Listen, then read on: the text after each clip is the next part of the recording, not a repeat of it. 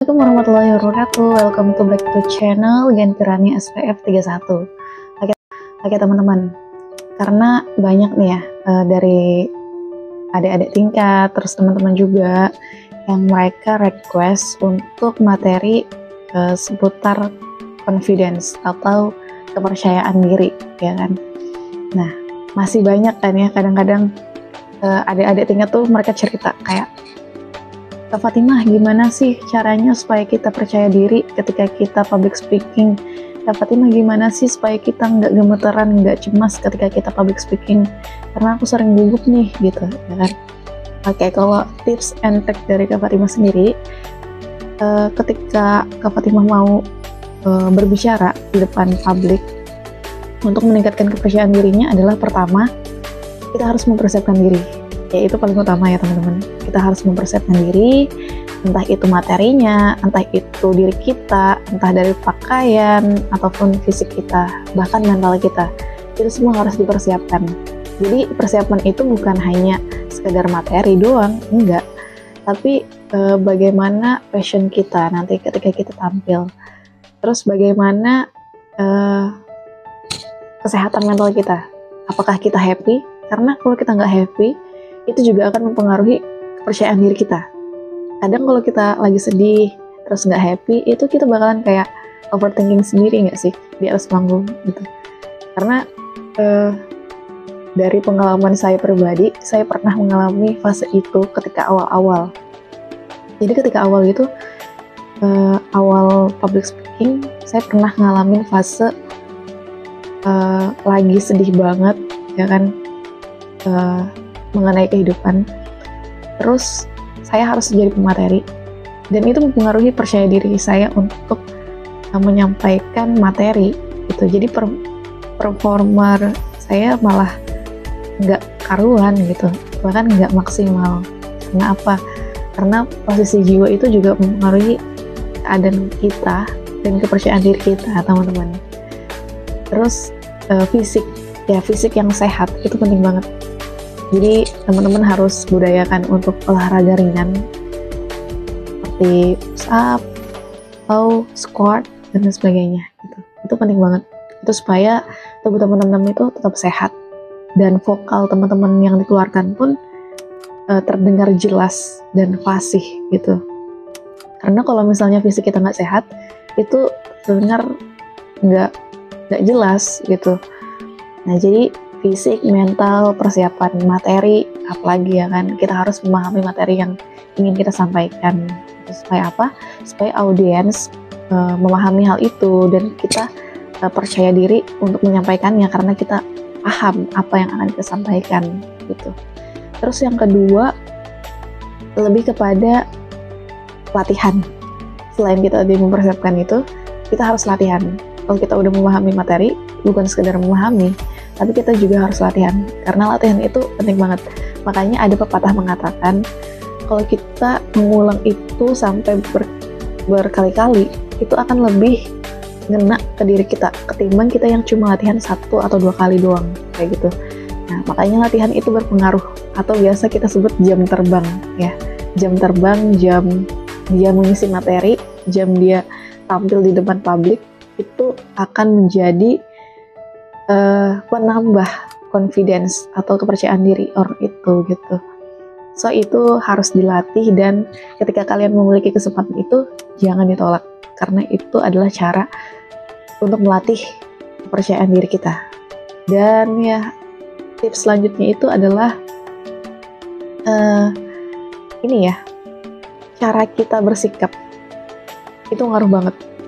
Contohnya ketika kita berbicara, itu gunakan aja gerak tangan atau ekspresi diri, ekspresi wajah, itu mempengaruhi banget.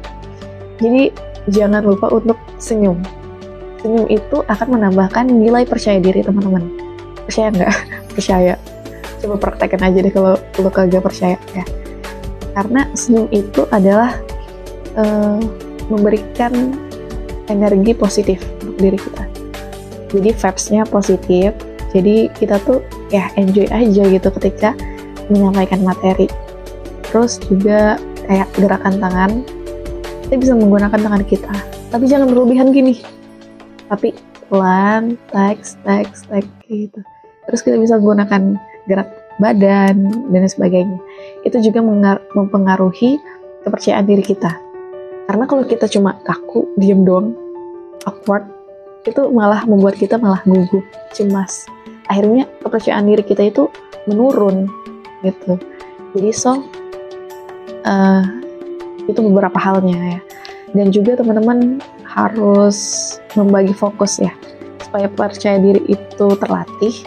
Teman-teman harus bisa eye contact mata dengan audiens. Karena kalau kita cuma nunduk doang, itu nilai kepercayaan dirinya sangat-sangat menurun. Beda halnya kalau kita ngelihat mata audiens, ya kan? Sama nih, saya lagi bicara sama teman-teman, saya ngelihat kamera ini bahwa fokus saya adalah teman-teman. Jadi kalau orangnya banyak, ya liatin secara berputar gitu ya. Tapi kalau orangnya cuma 1-2, ya gitu doang. Jadi eye contact itu penting banget untuk meningkatkan kepercayaan diri teman-teman. Terus kalau biasanya selain persiapan materi, fisik, mental, terus pakaian itu, fashion itu penting banget juga. Jadi harus disesuaikan. Jangan asal-asalan milih fashion atau make up juga. Kalau misalnya teman-teman make up gitu ya, gunakan make up yang natural aja, nggak usah berlebihan. Karena itu juga mempengaruhi tekstur ini teman-teman ya, wajah teman-teman. Karena kalau misalnya terlalu tebal, teman-teman bakalan punya rasa khawatir lebih tinggi. Tapi beda halnya kalau teman-teman cuma naturally gitu ya, dengan poles-polesan tipis, itu teman-teman bakalan percaya diri. Oke, saya siap untuk menyampaikan materi. Jadi fashion itu penting, terus eye contact, terus cara bicara. Oh ya, satu lagi, logat teman-teman. Jadi teman-teman harus bisa tuh melihat audiens. Jangan audiensnya dari berbagai daerah, teman-teman pakai bahasanya daerahnya teman. Misalnya kalau saya orang Banjar ya, nggak mungkin dong saya berbicara sama teman-teman sekalian pakai bahasa Banjar. Sedangkan misalnya teman-teman tuh ada orang suku Jawa, suku Bugis dan sebagainya, ya kan? Jadi yang digunakan adalah bahasa Indonesia. Tuh. Jadi bahasa itu penting banget juga supaya audiens itu paham apa yang sedang kita bicarakan, sehingga kita bisa lebih percaya diri juga gitu untuk menyampaikan materi itu, karena audiens paham apa yang ingin kita sampaikan. Itu sih beberapa hal. Intinya kalau ingin meningkatkan percaya diri, ambil jam terbang, ambil kesempatan itu. Kalau ada peluang, ambil aja, jangan ditolak gitu ya. Karena itu yang saya lakukan untuk meningkatkan kepercayaan diri. Saya pernah jadi korwil, saya pernah jadi ketua, jadi semuanya diambil aja. Mau jadi sekretaris, bendahara, ambil kalau punya kesempatan itu. Karena itu juga akan menambah pengalaman teman-teman. Kalau teman-teman udah berpengalaman, itu akan menjadi nilai plus untuk meningkatkan kepercayaan diri teman-teman. Oke, mungkin itu aja. Intinya terus semangat berproses. Karena kalau untuk meningkatkan percaya diri itu perlu proses yang panjang. Bahkan saya sendiri berproses untuk public speaking ini udah sekitar 10 tahun lebih gitu. Jadi memang fokus juga di sini. Oke, semangat teman-teman semua, semoga bermanfaat. Akhir kalam, billahi taufiq wal hidayah. Wassalamualaikum warahmatullahi wabarakatuh. Thank you.